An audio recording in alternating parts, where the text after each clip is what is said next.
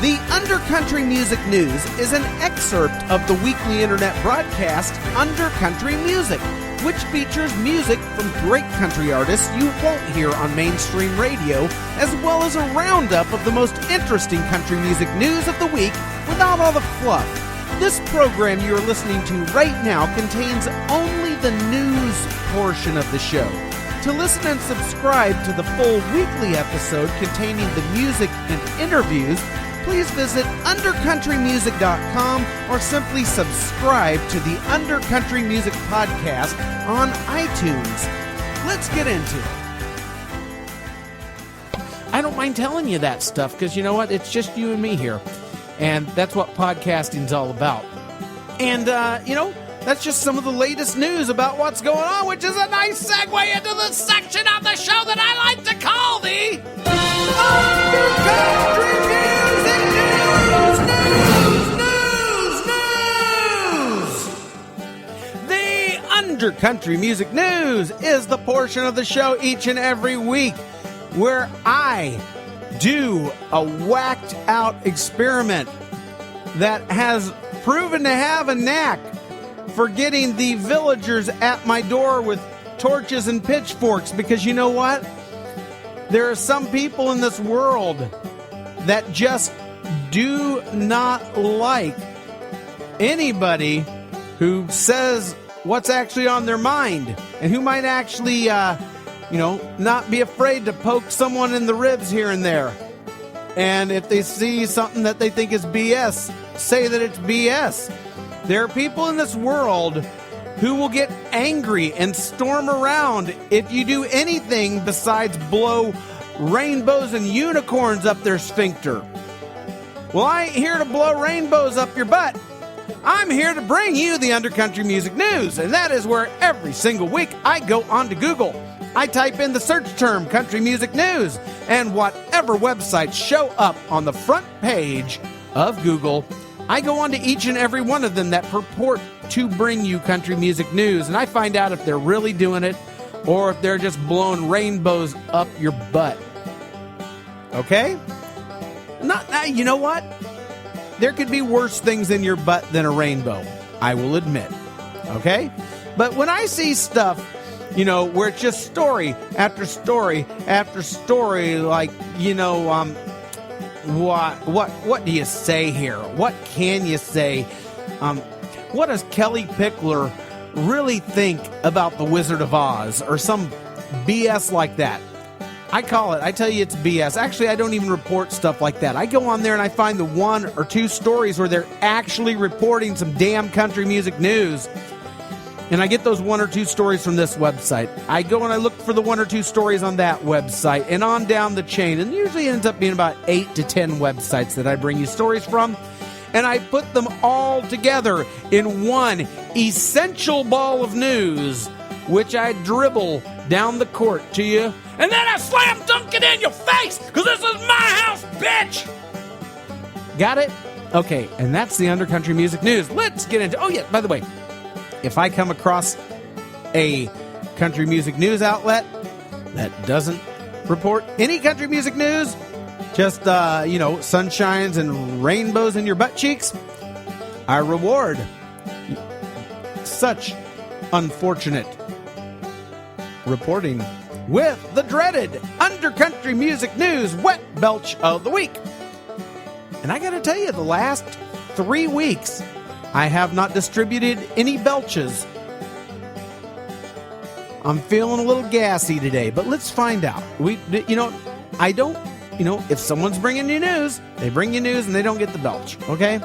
So it might be an entire month here of no belching, or I might give 5 people the belch. You just never know. Let's get into it. Over at CMT, the Civil Wars have made it official that they are permanently parting ways. I personally found the howls of sorrow all over the internet by different people going, "Oh, the Civil Wars broke up! Oh, the Civil Wars broke up!" You know what? I thought that was a little silly and asinine and especially uninformed, because Joy Williams and John Paul White who make up the duo Civil Wars. These two split up in 2012. They won a Grammy and everything, and that didn't bring them back together. They just never made any sort of official announcement. But if you cared that much about the Civil Wars and you followed them that closely, you already knew they broke up. So don't feign sorrow on the internet, because it's BS and it's silly and it's stupid, okay? These two, they both put out very carefully worded official statements. It's just the usual BS that really doesn't mean or say anything, like, oh, I'm so grateful for the time I've had in the Civil Wars, and the wonderful music that we shared will last a lifetime, and it will always be a part of me, and we look forward to the future in our unique endeavors and wish each other the best, and look forward to bringing our new music to you. Blah, blah, blah, blah, frickin' blah, blah. Okay? They did nothing. They said nothing.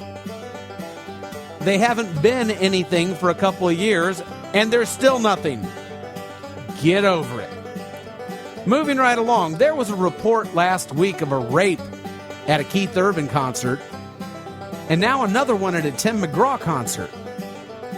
The Keith Urban concert account that I read, now, before you come after me with your torches and pitchforks, the account that I read, got it? From one source that I read it from, made it sound like that particular case may have been consensual, albeit in public, on the lawn at the concert. Now, I could be wrong about that. I'm just stating from what I read, it sounded like it was consensual. You know, the guy wasn't like choking her to death and forcibly on top of her, but I wasn't there, so I don't frickin' know.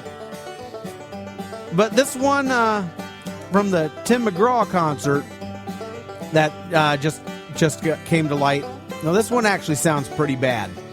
It supposedly happened at the Michigan International Speedway near a section of the venue parking lot that was apparently unguarded at the time, totally abandoned. And this woman was allegedly gang raped by 3 guys while trying to get to her car. No security at all.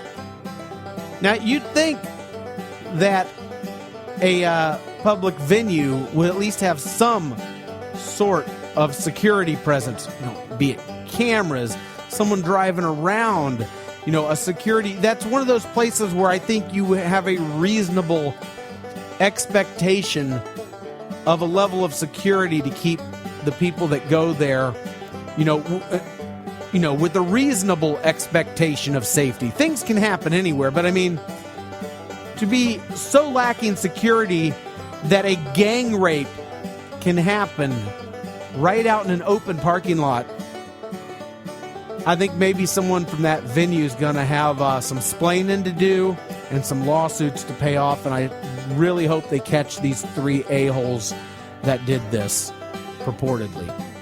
And my heart definitely goes out to that lady that this happened to. All right, moving along, over at CMT, they're also reporting that Jason Aldean has claimed the world's record for being the most downloaded male country artist ever, accumulating more than 21 million song downloads and on-demand streams over the course of his career. I think I'm personally, as a country artist, coming on something like 5 downloads, I believe. So my hat's off to you, Mr. Aldean. Over at Country Weekly, they only got one thing they're reporting, but it saves them from the wet belch. John Party has announced his first headlining tour, kicking off October 10th in Lincoln, Nebraska. That's all they got over there at Country Weekly. They changed their name to Country, put an A in Weekly, W-E-A-K-L-Y, because That's pretty weak if that's the only country music you can bring us as far as news. Right, moving along, Taste of Country. The only story of any note at all at Taste of Country is that the welcome sign in Miranda Lambert's hometown of Lindale, Texas, which also has her picture on it. Well, someone thought Miranda would look a whole lot better with a white mustache. You know, that didn't quite come out right, did it?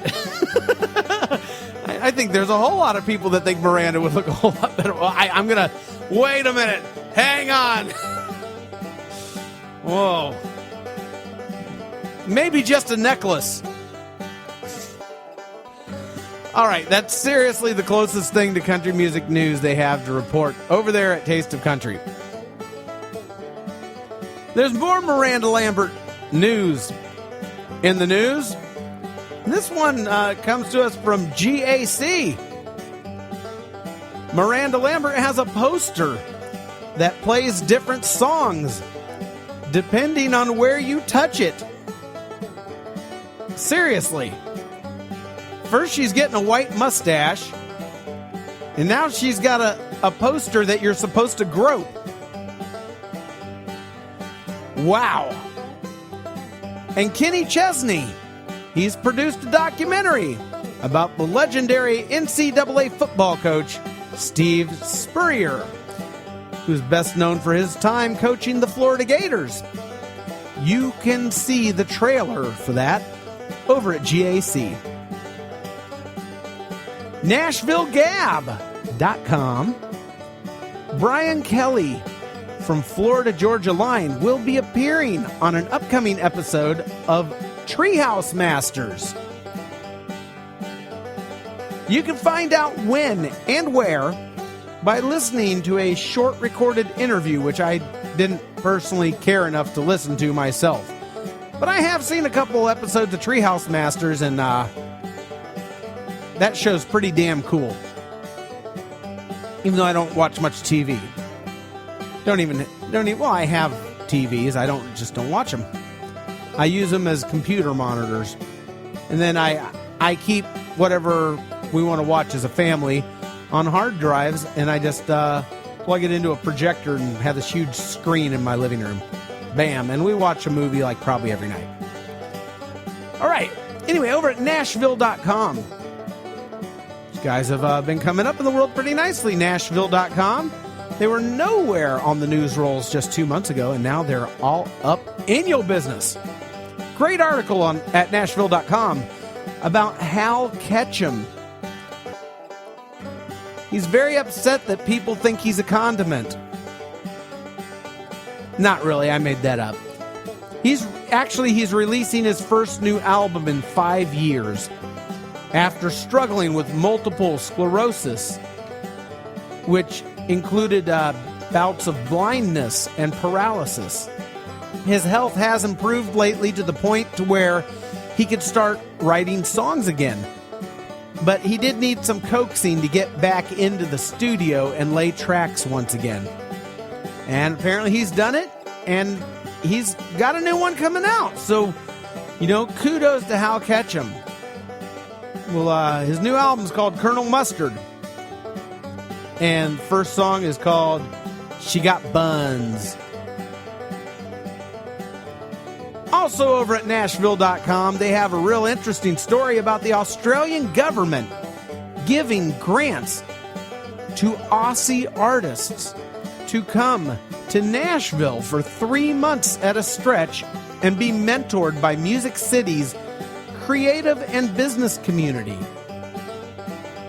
Then the story's going like, oh, look how awesome, how wonderful and everything.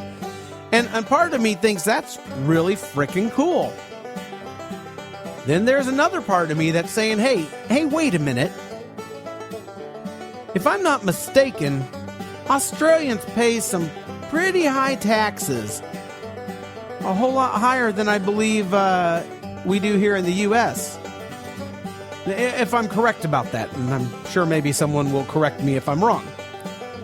Now, I wonder how the Australian taxpayers feel about their Aussie dollars being spent sending random musicians to study in Nashville. That ain't cheap. And I know I wouldn't be very happy to find out my tax dollars are being spent to send some musician to go study in Australia.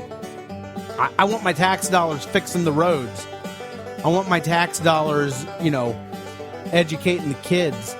I want my tax dollars being spent on the infrastructure to my town. I want my tax dollars being spent, keeping the people safe. Fire systems, police, not sending, Joe Schmo and his guitar off to, learn how to play a didgeridoo with freaking Crocodile Dundee, okay? I think the Australian people should be outraged about their tax dollars being spent that way. Especially since they haven't hired me to mentor these guys. I'll mentor them good. I'll say, get the F back to Australia, and when you decide you're a serious enough musician to where you will spend your own dollars to come here and study, then come on. Right? That's the way I feel about it. Over at the 615, Brad Paisley has dedicated a new song called Me and Jesus to the Ebola-infected doctor who was recently brought into the U.S. for treatment. Apparently, this doctor had refused a treatment they were administering in Africa, where he and others had contracted the disease because there was only enough for one patient, and he gave up his treatment so that another patient could have it.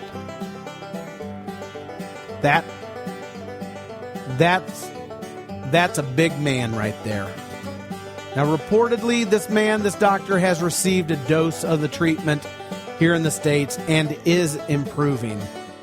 And thoughts and prayers are with that doctor. What a big, big, big man. And this has been your Country Music News. Thank you for listening to the Undercountry Music News. The Undercountry Music News is just a small excerpt of the weekly hour-long internet broadcast Undercountry Music, where I, Neil Smith, not only round up the week in country music news and put my own spin on it, but I also play music and have great interviews by lesser-known original country acts, the kind that you won't hear on mainstream country radio. If you're thirsting for that, get on over to undercountrymusic.com where you can listen and subscribe. You can also subscribe via iTunes to Undercountry Music. Thanks so much. Stay under, stay country.